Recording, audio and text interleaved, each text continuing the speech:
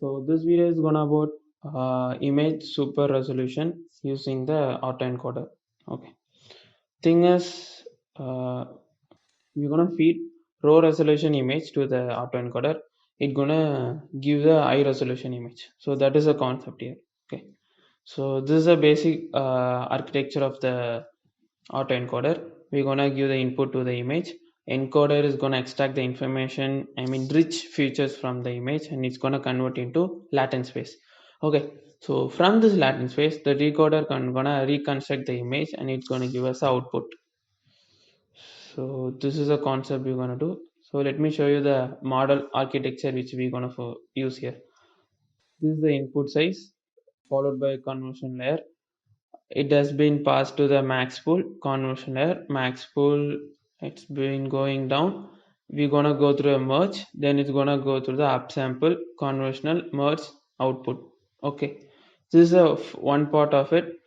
If you see, there is another data flow here, right? These are skip connections. This one and this one are the skip connections which make our model, which helps our model to reconstruct the image from the low to high. Okay, so these are the skip connection which makes different from the other autoencoders, which helps the network to reconstruct from the low resolution.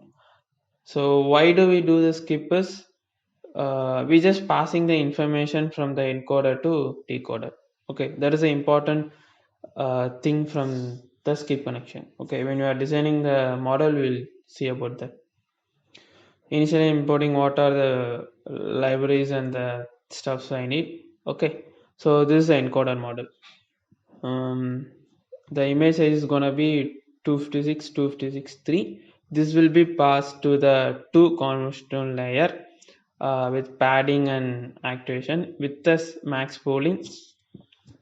So here I added the dropout, then again two convolution layer, but here number of feature has been increased.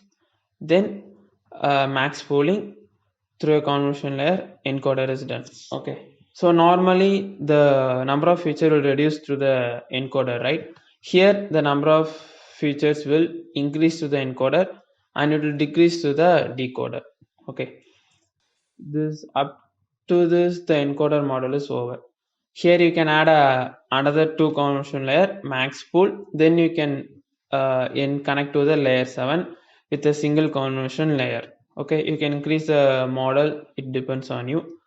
So now it has been string, right? Encoder dot summary. See 256, 263.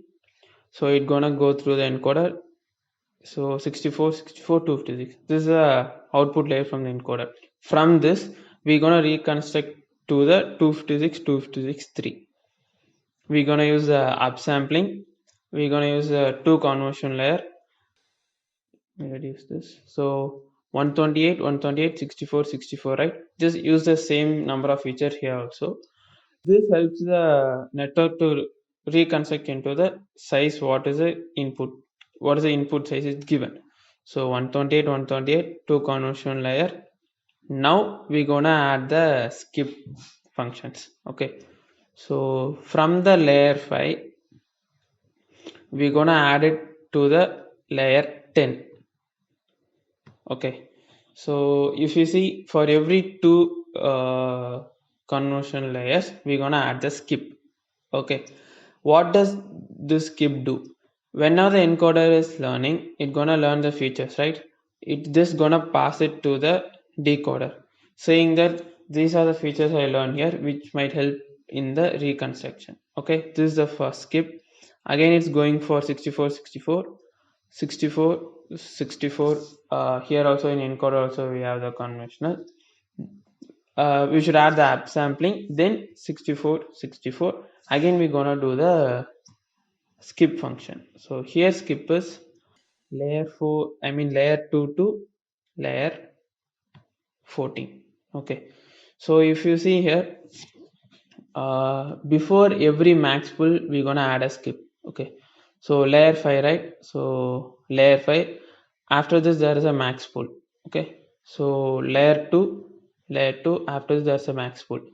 So if you construct a network, like it might have a single conventional max pool, it might have batch dropout layers. So even you can add another extra layers.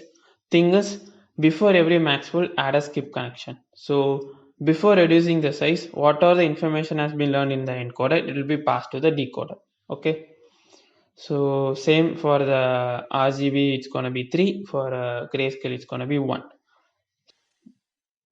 So this is the last layer. For RGB, it's gonna be 3. For grayscale, it's gonna be 1. Okay. Then the model has been created. Check for the summary. Check the input layer size and the output layer. Okay, fine. It's good. So both are same. Now I'm gonna compile with the optimizer and loss. So as for reconstruction of image, mostly we're gonna use the MSE or binary cost entropy. Okay. Okay. So this is a function to load the images. So by rescaling, we're gonna reduce the quality of the image, but still you have to maintain the resolution. Okay. So it's gonna go through this particular directory, gonna load, it's gonna check for the images with this particular extension. It's gonna read the image, it's gonna resize into 256. Okay, till this it's fine. Okay, this is the high resolution image, right? So we're gonna just resize it. The quality is good, we didn't do anything. This thing we're gonna add to the xtrain dot and mean underscore n. Now I'm gonna rescale it by the factor of 2. I'm gonna rescale it, then again I'm gonna rescale with the factor of 0.5. By doing this, the resolution, I mean the quality of image will be reduced, but still the resolution will be 256, 256. Whenever you rescale, the resolution will be reduced. So to maintain the resolution, again I'm making into 0.5.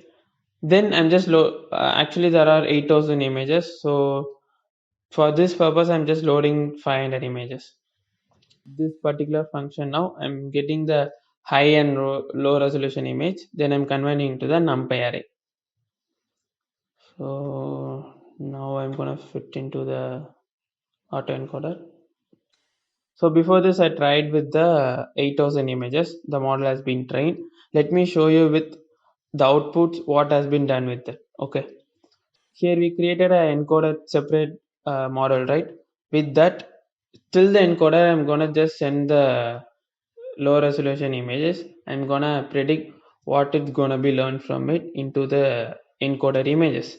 So if you check the encoder images, the shape will be different. So I'm gonna clip it to make into the 256. Okay, fine.